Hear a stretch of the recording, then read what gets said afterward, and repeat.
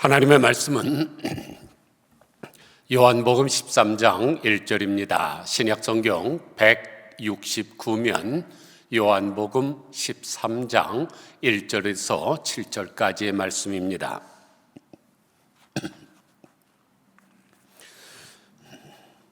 유월절 전에 예수께서 자기가 세상을 떠나 아버지께로 돌아가실 때가 이룬 줄 아시고 세상에 있는 자기 사람들을 사랑하시되 끝까지 사랑하시니라. 마귀가 벌써 시몬의 아들 가롯 유다의 마음에 예수를 팔려는 생각을 넣었더라. 저녁 먹는 중 예수는 아버지께서 모든 것을 자기 손에 맡기신 것과 또 자기가 하나님께로부터 오셨다가 하나님께로 돌아가실 것을 아시고 저녁 잡수시던 자리에서 일어나 겉옷을 벗고 수건을 가져다가 허리에 두르시고 이에 대야에 물을 떠서 제자들의 발을 씻으시고 그 두르신 수건으로 닦기를 시작하여 시몬 베드로에게 이르시니 베드로가 이르되 주여 주께서 내 발을 씻으시나이까? 예수께서 대답하여 이르시되 내가 하는 것을 내가 지금은 알지 못하나 이후에는 알리라. 아멘.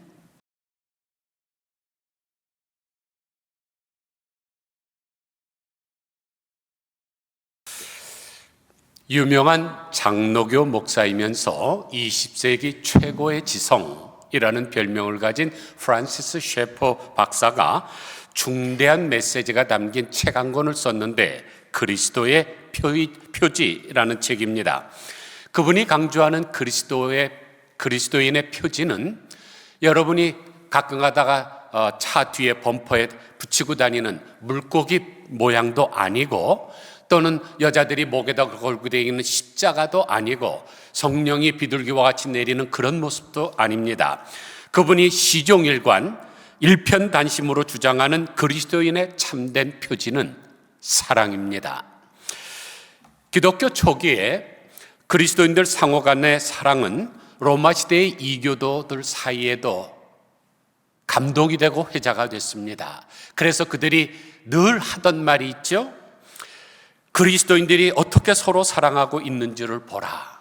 비록 자기와 다르기 때문에 기독교인들을 핍박은 했지만 얼마나 부러웠는지 저들이 어떻게 사랑하고 있는지를 보라 그랬습니다. 사랑 성도 여러분, 그런데 지금 우리들은 얼마나 이 사랑을 보여주고 있습니까? 보이기 위한 보임이 아니라 우리가 얼마나 실천함으로 말미암아 믿지 않는 사람들이 저들을 좀 보라 이런 말을 듣고 있느냐는 말씀입니다. 우리 기독교의 핵심은 사랑입니다. 하나님의 희생적 사랑과 그리스도인들의 실천적 사랑이죠. 이 두 가지가 없다면 우리 기독교는 빈 껍데기입니다.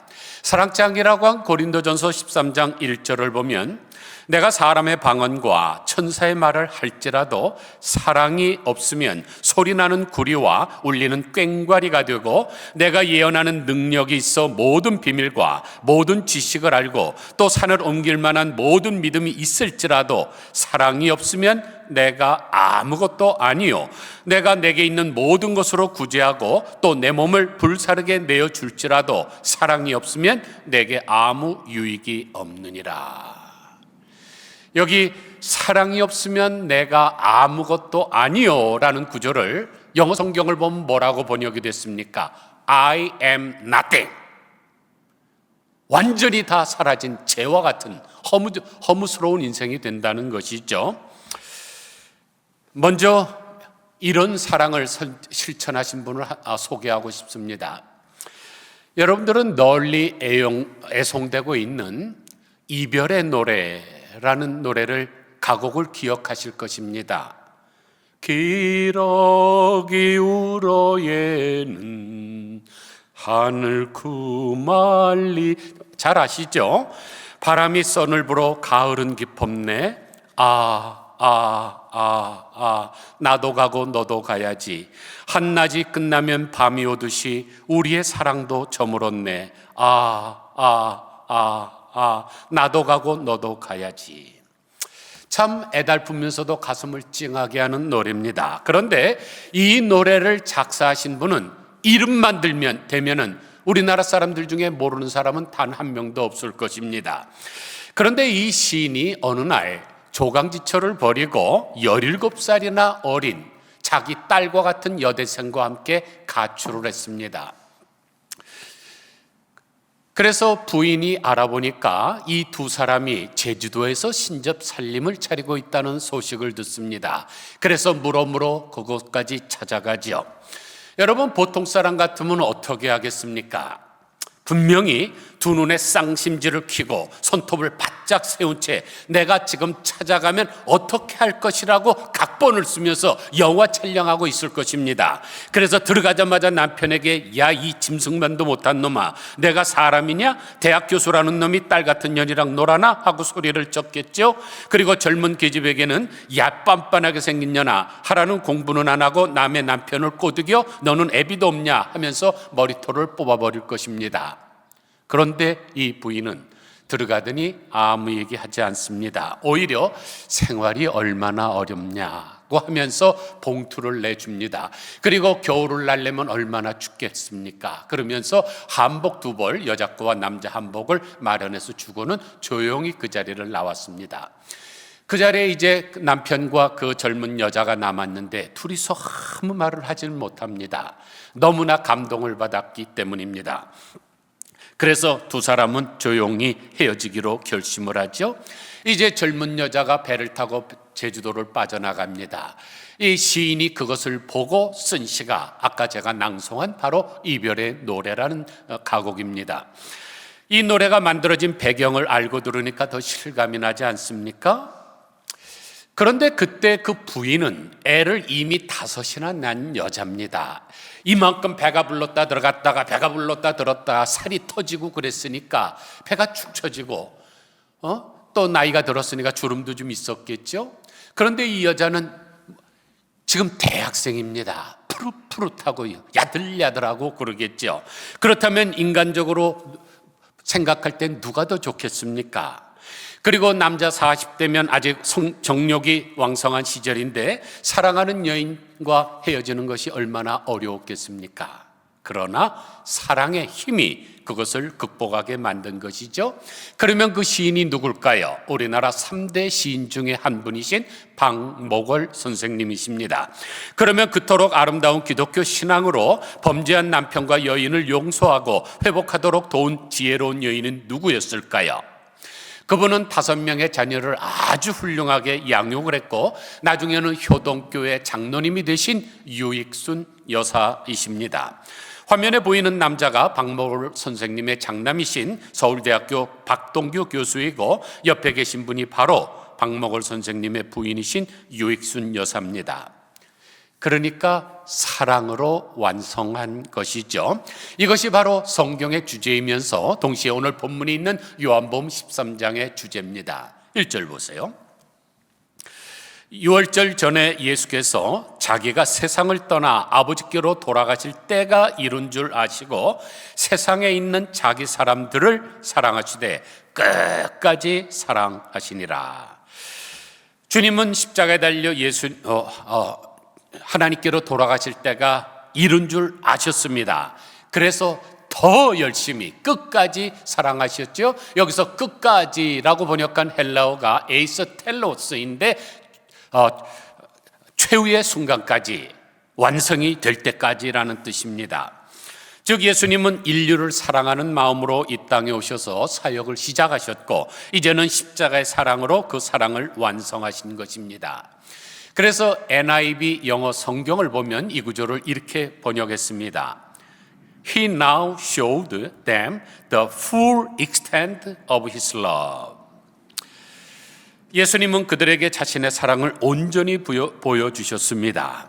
그래서 사랑의 성녀인 테레사 수녀님은 사랑이 참되려면 지치지 않고 사랑하는 것이라 그랬습니다. 그러므로 하다가 중단하는 것은 참 사랑이 아니죠. 그것은 반토막 사랑입니다.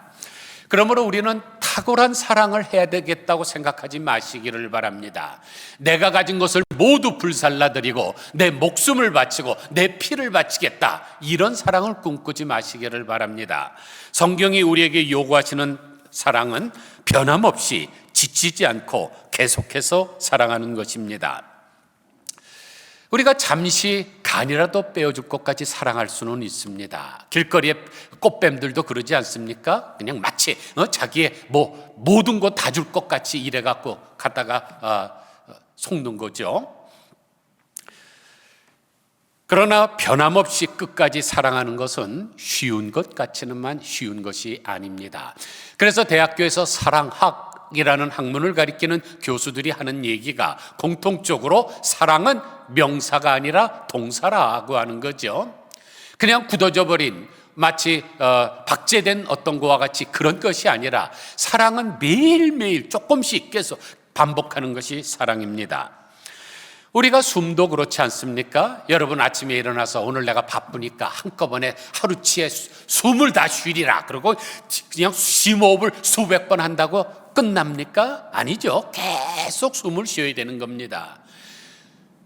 제가 어저께도 바쁜 일이 있어서 저녁을 먹기가 좀 어려웠는데 그런 생각이 들어요. 내 옆구리에 주머니가 하나 있으면 며칠 음식을 좀 집어넣고 그냥 하면 좋겠다. 그렇게 안 됩니다. 밥도 몇 끼꾸 계속 먹어야 하는 것이죠. 사랑도 마찬가지입니다. 한번 요란하게 그냥 자기의 골수를 빼주고 간을 띄워주고 이런 게 사랑이 아닙니다. 꾸준히 영원토록 변함없이 완성될 때까지 하는 거죠. 이 요한복음을 기록한 사도 요한은 이런 사랑은 고사하고 정말로 불같은 성격의 소유자였죠. 누가복음 9장 54절을 보니까 제자 야고보와 요한이 이를 보고 이르되 주여 우리가 불을 명하여 하늘로부터 내려 저들을 멸하라 하기를 원하시나이까. 요즘 말로 하면 주님 저들을 그냥 불로 확 태워버릴까요? 그런 성격을 가진 사람이죠. 자기가 지금 사마리아에서 복음을 전하는데 그들이 받아들이지 않으니까 열이 나갖고 싹 다 태워 죽이려고 했던 사람이 사도 요한입니다. 그래서 예수님께서 그에게 보아너게라는 별명을 지어주셨죠. 마가복음 3장 17절을 보면 세베대 아들 야고보 형제 요한이니 이 둘에게는 보아너게 곧 우레의 아들이라는 이름을 더하셨으며 그랬습니다. 그런데 이렇게 불과 같은 성격의 소유자가 사랑의 사도로 바뀝니다. 예수님의 그 사랑에 감격해서 그렇죠. 그래서 그가 쓴 책이 몇 권밖에 안 되는데 사랑이라는 단어를 무려 100번 이상을 사용하고 있습니다. 그 얘기는 요한의 입에는 사랑이 입에 다 붙었다는 얘기죠. 한 예를 들면 요한일서 4장 7절부터 11절을 보니까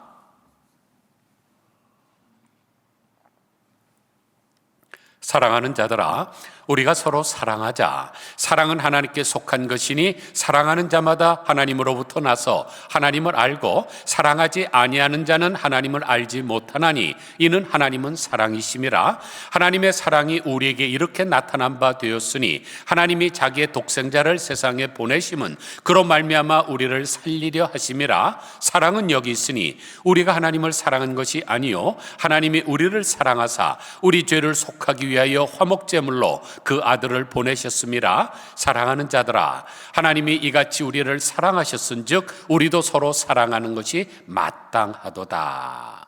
이 짧은 4절에 무려 사랑이라는 단어를 13번 쓰면서 우리의 인생을 사랑으로 완성하자고 호소하고 있습니다. 왜냐하면 하나님의 사랑을 가슴 깊이 체험했기 때문이죠. 그런데 우리도 하나님의 사랑을 체험했다고 자부하는 기독교인들 아닙니까? 그렇다면 우리도 사랑하면서 살아가야 되겠죠.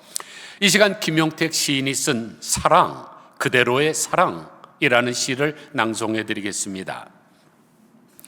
작은 이슬이 되어 시작된 사랑이라면 큰 비에도 놀라지 않는 사랑이 되게 하소서.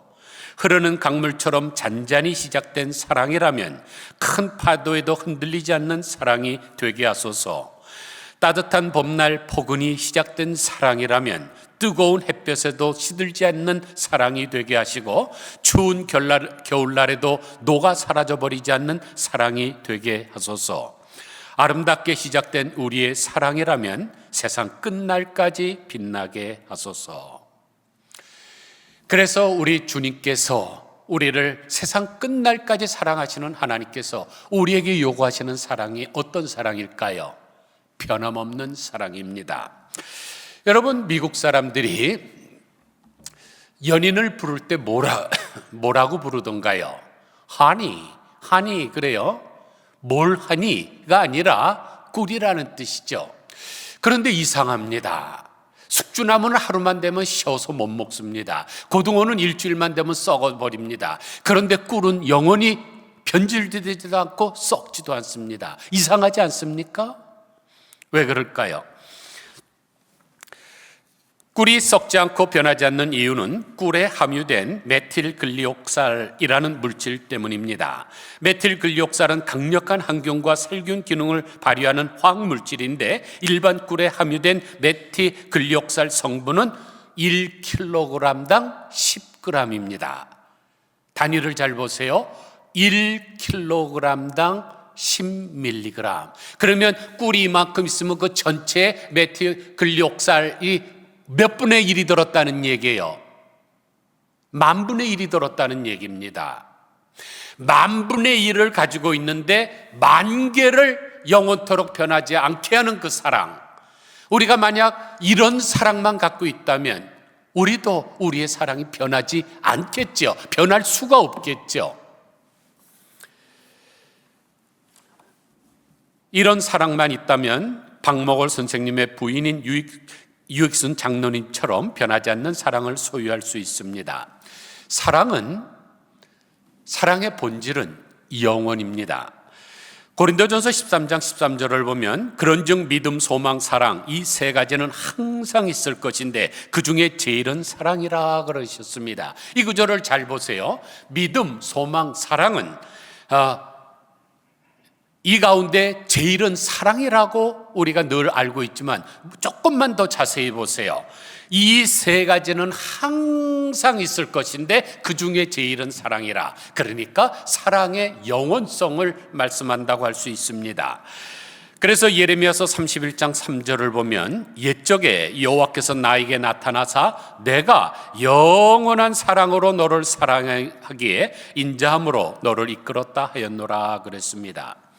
영원한 사랑은 변질되지 않습니다. 불변이요 무변입니다. 때때로 우리가 다른 사람을 사랑하다가 실망할 때가 있습니다. 부모도 자기의 모든 것을 다 바쳐서 자녀를 키우면서도 어떨 때는 실망할 수가 있습니다. 인간이기 때문에. 남편의 성공을 위해서 모든 것을 다 희생을 했는데 남편이 높은 자리에 올라가더니 아내를 버렸다, 이런 드라마 이야기도 많이 있지 않습니까? 그럼에도 불구하고 저는 이렇게 당부하고 싶습니다. 그래도 사랑하십시오. 순수한 사랑에는 대가를 바라는 것이 아닙니다. 그러므로 비록 나의 기대에 못 미치고 실망을 준다 할지라도 그래도 사랑하셔야 됩니다. 우리 예수님 보세요. 지금 예수님께서 마지막 최후의 만찬을 하시고 이제 식사하시던 중에 내려오셔서 제자들의 발을 씻겨 주십니다. 그런데 예수님 다 아시잖아요. 제자들이 이제 오늘 밤만 되면 나를 버리고 다 도망갈고, 베드로는 나를 3번이나 부인하고 저주할 것, 가룟 유다는 나를 당시의 노예의 품삯인 은 30냥에 팔을 것 다 아십니다. 그럼에도 예수님께서는 제자들을 사랑하십니다. 그래서 탁월한 기독교 사상가이면서 2003년도 성공의 성인 반열에 올랐던 C.S. 루이스가 사랑에 관하여 이렇게 정의합니다. 사랑하는 것은 상처받는 것이다. 누군가를 사랑해보라. 그러면 곧 당신은 상처를 받게 될 것이다. 만일 상처를 받기를 원치 않거든 그 누구도 사랑하지 말라. 당신의 마음을 아무에게도 주지 말라. 심지어 동물에게조차도 말이다. 당신의 마음을 철장 안에 굳게 가두라. 그리고 적당한 예의와 고상한 취미로 당신의 마음을 꽁꽁 동여매라. 그러면 당신은 결코 상처 입지 않을 것이다. 그러나 한 가지, 그 안에서 당신의 마음은 누구도 사랑할 수 없는 굳은 마음으로, 누구도 가까이 하지 못할 단단한 마음으로, 누구도 치료하지 못할 치료불능의 마음으로 변해갈 것이다. 사랑하는 성도 여러분, 상처받기 싫으면 사랑하지 마세요. 동물들도 사랑하지 마시기 바랍니다. 그 애지중지 키우던 애완견 죽으면 상처받죠? 아이 키우지 마세요. 상처받지 않으려면. 사랑하는 것은 상처받는 것입니다.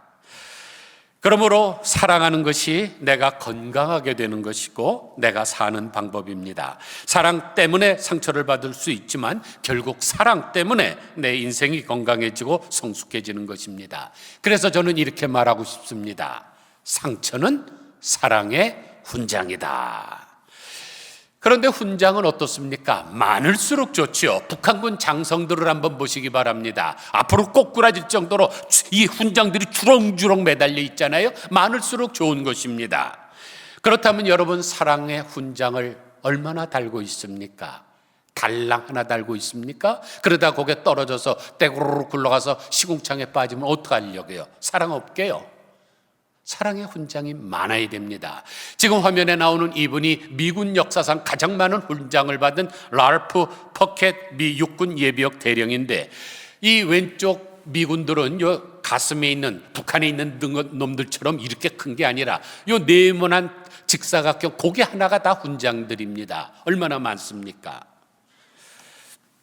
조국을 사랑했기 때문이죠. 예수님께서도 상처가 많으심에도 불구하고 제자들의 발을 씻겨주십니다. 4절 보니까 저녁 잡수시던 자리에서 일어나 겉옷을 벗고 수건을 가져다가 허리에 두르시고 이에 대야에 물을 떠서 제자들의 발을 씻으시고 그 두르신 수건으로 닦기를 시작하여 시몬 베드로에게 이르시니. 지금 이 모습을 연상해 보세요. 겉옷을 벗으시고 수건을 허리에 두르시고 무릎 꿇고 제자들의 발을 씻어주시는 예수님의 그 모습, 무엇이 연상되십니까? 자기의 친아기를 목욕시켜주는 어머니의 모습이 아닙니까? 엄마들은 매일매일 아기의 발을 씻어주고 닦아줍니다. 자기도 지금 일 갔다 와서 피곤합니다. 자기 몸 하나 거누기도 힘들 정도로 지쳐 있지만은 내가 해산의 고통으로 말미암아 낳은 내 친아들 핏덩어리이기 때문에 그것을 매일매일 씻겨주죠. 그러므로 예수님께서 제자들의 더러운 발을 씻겨주셨다는 것은 그들의 영적 부모가 되셨다는 것입니다. 그래서 성경에도 그런 구절 나오죠. 내가 너를 낳았도다. 예수님은 십자가의 사랑으로 우리도 영적으로 낳으셨습니다. 짐승들도 새끼를 낳으면 제일 먼저 하는 게 뭐던가요? 그 이물질이 막 묻어 있는 태 안에서 있던 그 뭐 끈적끈적한 것들, 뭐 이런 핏덩어리 이런 거, 그 엄마가 햇바닥으로 핥아 먹지 않습니까? 여러분 그거 한번 해보라 그러세요. 구역질 나서 하겠습니까? 그런데 사랑으로 하지요. 예수님이 지금 제자들의 발을 씻는데 지금같이 우리같이 깨끗한 양말을 신고 매일매일 갈아 신고 신발을 신고 다니던 때가 아니지 않습니까? 맨발에 가죽으로 만든 샌들, 그러면 이 비포당 도로를 걸 때마다 땀이 나갖고 그 냄새가 얼마나 나겠어요. 자기의 친 애기 하나 두 밟고 예쁜 거 닦는 것도 힘든데 지금 성인의 발 12명의 발 2개씩 24개, 그거를 닦을 때 얼마나 고약한 냄새가 났겠습니까? 예수님도 해산의 고통을 통해 나오셨기 때문에 우리의 모든 허물과 죄를 씻어 주십니다. 그러므로 우리 있는 그대로의 모습을 가지고 나아가면 됩니다. 베드로는 그것이 황송해서 내 발을 닦지 말라니까 그러면 너와 나와 상관이 없다고 말씀하시지 않습니까? 있는 그대로 내미시기를 바랍니다. 그러면 주님은 피 묻은 손으로 우리의 발을 닦아주십니다. 그러므로 말미암아 사랑의 관계가 점점 더 깊어져 가는 거죠. 그런데 이렇게 기막힌 사랑을 받은 우리들은 어떻게 해야 될까요? 다른 사람을 사랑해야 됩니다. 서로 사랑의 대상이기 때문입니다. 그래서 예수님께서 서로 사랑하라, 내가 너희를 사랑한 것 같이 너희도 서로 사랑하라고 하셨습니다. 사랑하는 것이 아무리 힘들고 어려워도 예수님처럼 끝까지 사랑하라는 말씀입니다. 이스라엘 백성들이 애굽에서 나와서 이제 홍해를 건넌 후에 수르 광야로 들어가게 됩니다. 이 3일 길을 걸어갔는데 먹을 물이 없습니다. 그러다 마라라고 하는 곳에서 물을 얻게 됐는데 너무나 쓴 물이라서 먹을 수가 없습니다. 백성들이 모세를 원망하지요. 그러자 하나님께서 쓴 물을 단물로 바꾸시고 자신을 제시해 주십니다. 우리가 인생을 살아가다 보면은 쓴 물을 만날 때가 많습니다. 인간관계에서 오는 무시나 소외나 배신감도 쓴물이 되기도 하고, 물질 혹은 인간관계에서 오는 빈곤이나 무력감과 절망감도 쓴물이 되기도 하고, 불의의 사고나 사별이 지독한 쓴물이 되기도 하고, 때로는 상대방이 던진 말이 독극물처럼 아주 나에게 엄청난 쓴물이 되기도 합니다. 이 모든 쓴물들이 다 병이 되는 것이죠. 그런데 이 쓴물을 단물로 바꾸실 분이 계십니다. 오직 여호와 하나님이시죠. 출애굽기 15장 25절을 보니까 여호와께서 그에게 한 나무를 가리키시니 그가 물에 던지니 물이 달게 되었더라. 거기서 여호와께서 그들을 위하여 법도와 율례를 정하시고 그들을 시험하실세 이르시되 너희가 너희 하나님 나 여호와의 말을 들어 순종하고 내가 보기에 의를 행하며 내 계명에 귀를 기울이며 내 모든 규례를 지키면 내가 애굽 사람에게 내린 모든 질병 중 하나도 너에게 내리지 아니하리니 나는 너희를 치료하는 여호와임이라. 마라에 던진 그 나무는 오동추야 오동나무도 아니고 홍씨가 열리는 단감나무도 아닙니다. 십자가입니다. 그런데 십자가의 핵심이 무엇인가요? 바로 하나님의 사랑과 이웃사랑이죠.